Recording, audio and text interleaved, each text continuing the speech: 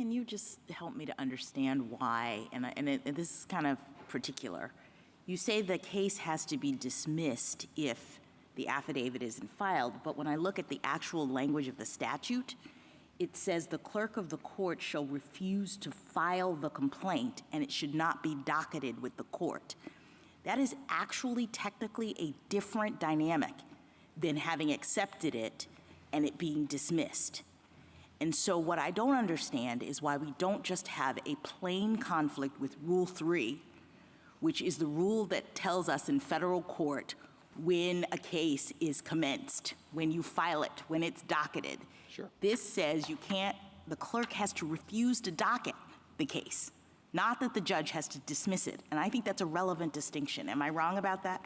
I don't think it's irrelevant, but first let me say the statute also doesn't tell you what to do if more time is given and the plaintiff never actually produces the affidavit. Case law does. It's very clear under Delaware law that the case has to be dismissed. Second, to the extent there is a conflict with Rule 3, I think Walker, this court's decision in the Walker case, which is about commencing a case under Rule 3 and whether commencing a case under Rule 3 conflicted with a state requirement that said you have to commence a case for purposes of a state law cause of action through service. And what the court said is, Rule 3 is the mechanism by which you start the federal case for federal deadlines.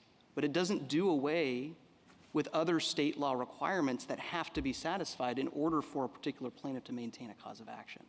So there's no conflict here.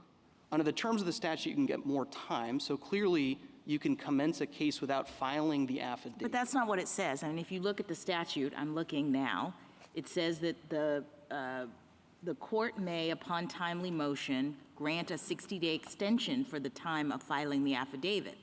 But we know that if the affidavit isn't filed, the complaint isn't docketed with the court. Well, it doesn't say quite that. It says you can seek the motion. Clearly, it has to be on the docket for the court to grant the motion. And you're given more time while that motion is pending with the court. So even the plain terms of it don't actually prevent docketing of the case absent filing of the affidavit. But I do agree with you, Justice Jackson.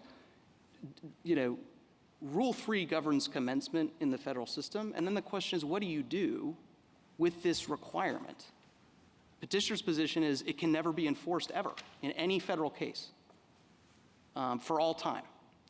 Our position is if it can be enforced using the federal modes of enforcement without conflict, then you need to give it effect. Suppose